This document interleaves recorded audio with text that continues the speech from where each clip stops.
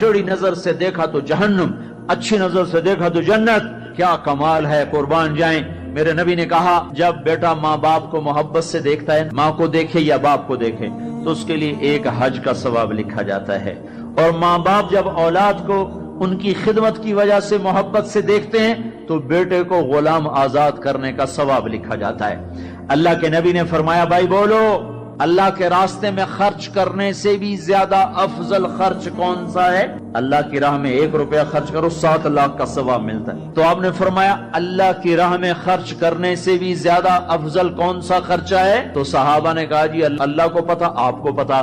تو آپ نے فرمایا بیٹے کا ماں باپ پہ خرچ کرنا اللہ کی راہ میں خرچ کرنے سے زیادہ افضل ہے. اب میرے تو مر گئے، تمہارے زندہ ہیں تو کچھ کر لو، مر گئے تو بس پھر ہاتھ ہی ملتے رہ جاؤ گے. پر وہ بھی اب کسی کو توفیق نہیں ہوتی کہ کوئی افسوس اور غم ہو کہ کتنی بڑی دولت سے میں محروم ہو گیا. آپ جنت میں تشریف لے گئے تو قرآن کی تلاوت سنی. آپ نے کہا یہ کون تلاوت کر رہا ہے؟ کہا جی نعمان بن حارثہ.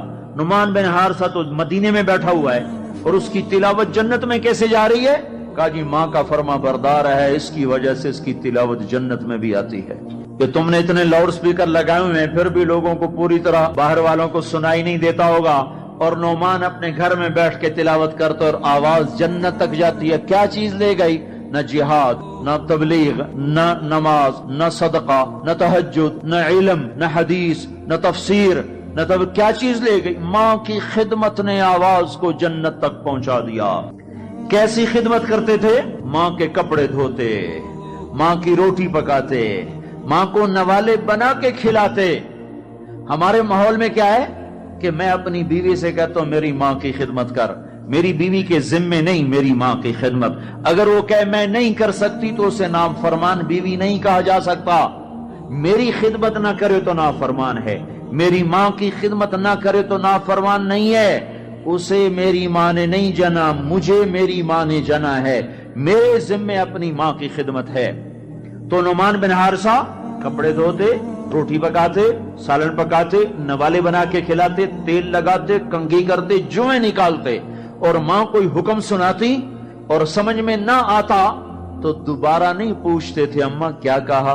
باہر نکل کے خادمہ کو بلاتے، کہتے میری ماں نے کیا کہا تھا تو بتا، مجھے سمجھ میں نہیں آیا.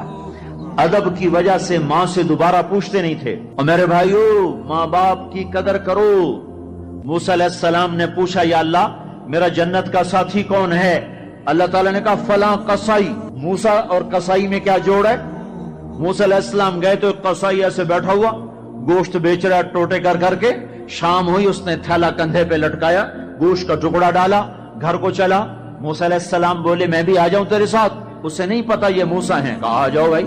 گھر میں گیا، انہوں نے جا کے گوشت کے ٹوٹے چھوٹی چھوٹی بوٹیاں بنائی، ہانڈی پہ چڑھایا، آٹا گوندھا، سالن تیار ہوا، روٹی پکائی، تیار کر کے ٹرے میں رکھ کر ایک بڑھیا عورت بیٹھی جس کو الٹے ہاتھ کندھے کا سہارا دے کر ایسے بٹھایا. پھر اپنے سیدھے ہاتھ سے نوالے بنا بنا کے اس کے منہ میں ڈالتا رہا، کھلاتا رہا کھلاتا رہا. پھر اس کا منہ صاف کیا، اس نے کچھ بڑبڑا کے کہا، پھر اس نے اس کو لٹا دیا. موسیٰ علیہ السلام نے پوچھا بھائی یہ کون ہے، کیا ماجرا؟ کہا میری اماں ہے، صبح جاتا ہوں اس کے سارے کام کر کے جاتا ہوں، شام کو آتا ہوں پہلے اس کے کام کرتا ہوں پھر اپنے بچوں کو دیکھتا ہوں. موسیٰ علیہ السلام نے کہا یہ کچھ کہہ رہی تھی، یہ کچھ کہہ رہی تھی. وہ کہنے لگا کیا بتاؤں کیا کہہ رہی تھی؟ پاگل ماں ہے، پاگل ماں ہے. جب بھی خدمت کرتا ہوں مجھے کہتی اللہ تجھے موسیٰ کا ساتھی بنائے جنت میں. میں کہاں اور موسیٰ کہاں، میں کہاں اور موسیٰ کہاں. وہ جب بھی میں خدمت کرتا ہوں کہتی اللہ تجھے موسیٰ کا جنت میں ساتھی بنائے. آئے ہائے. موسیٰ علیہ السلام بولے تیرا کام بن گیا، تیری ماں نے تجھے موسیٰ سے ملا دیا. اے ماؤں کو راضی کرو، نبیوں کے ساتھ جنت میں پہنچو گے. ہائے میرے نبی سے پوچھا گیا تھا قیامت کب آئے گی تو آپ نے یہ نہیں کہا تھا جب زنا زیادہ ہوگا، جب قتل زیادہ ہوگا، جب پتھروں کی پوجا ہوگی تو قیامت آئے گی. میرے نبی نے فرمایا تھا جب اولادیں ماں باپ کو ذلیل و رسوا کریں گی اس وقت قیامت آئے گی. جب ماں باپ سے ایسے بات کریں جیسے نوکروں سے کی جاتی ہے تو اس وقت قیامت آئے گی. جب ماں ڈر رہی ہو کہ میرا بیٹا کہیں بدتمیزی سے مجھ سے بات نہ کرے، جب باپ ڈر رہا ہو کہ کہیں میرا گریبان نہ پکڑ لے تو سمجھو قیامت آ گئی. اور اللہ کے نبی نے فرمایا جس نے ماں باپ کو ستایا اس پہ اللہ کی لعنت، فرشتوں کی لعنت، زمین آسمان کی لعنت، نہ نماز قبول ہے، نہ روزہ قبول ہے، نہ حج و زکات قبول ہے۔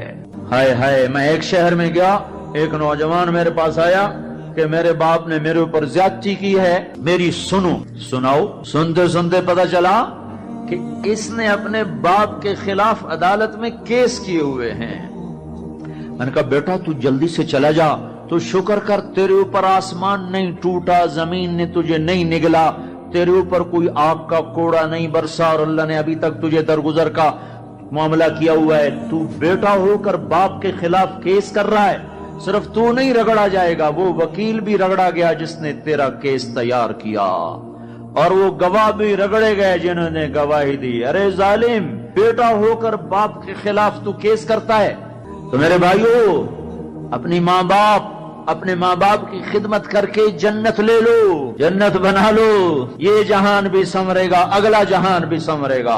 ایک نوجوان تھے، ان کا نام ہے کلاب، وہ گئے اللہ کے راستے میں، ماں باپ تھے بوڑھے ضعیف، ہاتھ بھی کامتے تھے، تو ان کے باپ نے کہا بیٹا جب تو بچہ تھا ہم نے تجھے پالا، جب ہمارے ہاتھ کانپنے لگے، نہ تیری ماں مجھے گلاس پکڑا سکے نہ میں خود پی سکوں، تو ہمیں چھوڑ کے چلا گیا۔ یہ اشعار جب حضرت عمر کو پہنچے تو انہوں نے فوراً آدمی بھیج کر اس بچے کو بلوایا، اور مسجد میں کھڑے ہو کر ان کا کوڑا تو مشہور تھا نا، کوڑا اٹھا کے مار مار مار اس کا حلیہ بگاڑ دیا کہ بوڑھے ماں باپ کو چھوڑ کے جہاد میں جاتے ہو، بوڑھے ماں باپ کو چھوڑ کے جہاد میں جاتے ہو، مار مار، جب تک تیرے ماں باپ زندہ ہیں تو اس گھر سے قدم نہیں نکال سکتا۔ اور میرے بھائیو، آج کل ماں باپ بڑے رسوا ہو رہے ہیں، آج کل ماؤں کی بڑی ناقدری ہو رہی ہے، باپ کی بڑی ناقدری ہو رہی ہے۔ اکثر نوجوان بیٹھے ہوئے مجھے نظر آ رہے ہیں، میں تمہیں اللہ رسول کی محبت کا واسطہ دیتا ہوں، میں تمہیں اللہ کا واسطہ دیتا ہوں کہ اپنی ماؤں کو، اپنے باپ کو راضی کرو۔ ہاں، نافرمانی کی بات کہیں، ماننا نہیں، گستاخی بھی نہیں کرنی۔ پچھلے سفر میں ایک نوجوان آیا، کہا جی داڑھی رکھتا ہوں، ماں بھی کہتی شیو کراؤ، باپ بھی کہتا ہے شیو کراؤ۔ میں نے کہا نہیں نہیں نہیں نہیں نہیں، بالکل نہیں اطاعت کرنی اس میں ماں باپ کی، لیکن گستاخی پھر بھی نہیں کرنی، گستاخی بھی نہیں کرنی، اطاعت بھی نہیں کرنی۔